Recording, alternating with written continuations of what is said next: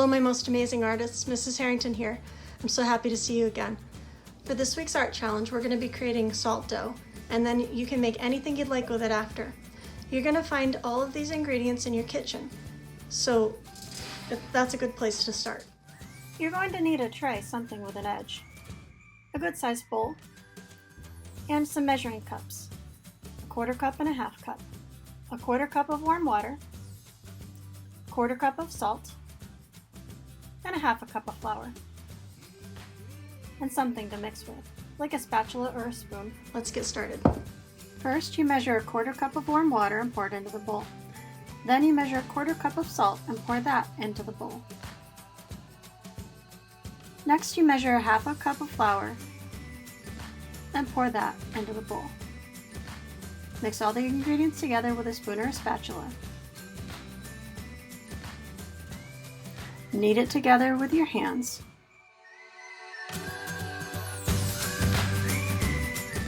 If it feels too wet, add a little bit of flour. If it feels too dry, add a little bit of water.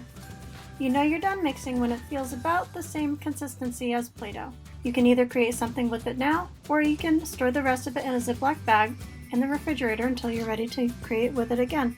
When you are ready to start using your clay, You're going to want to cover the table with some sort of placemat. You can make it out of anything that's smooth and a little bit rigid. A regular placemat that's smooth, a box. I've taken a cardboard box and cut it into a flat piece.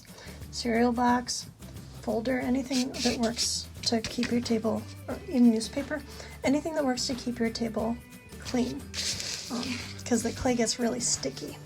Now, you're going to want to keep this clay from sticking onto your placemat. In order to do that, you want to keep a little bit of flour nearby. You're also going to need a pencil, something to cut your clay with. A plastic knife works really good, and a cup of a little bit of water to make things stick. So first thing, I'm going to take my flour, just a pinch, and I'm going to sprinkle a little bit on my placemat to keep my clay from sticking. Spread that out, and I'm going to take my clay and roll it in my hands. Now remember, I still have the flour on my hands, so that's why my clay isn't sticking to my hands too much. If your clay gets a little bit too dry feeling, you can always take a little fingertip of water and mix that into the clay by kneading it. Here we go. Now, once I have my clay ready, I want to start rolling it into a ball. You want to pull it in half, set one piece aside. You're going to roll it back into another sphere. Remember, circular motions with your hands. And you're going to put it right in the middle of the flour. Take the palm of your hand and flatten it into a slab. A slab is a flat piece of clay. It's also a pancake. If you find that it's a little too sticky, sticking to your hand, add a little bit more flour.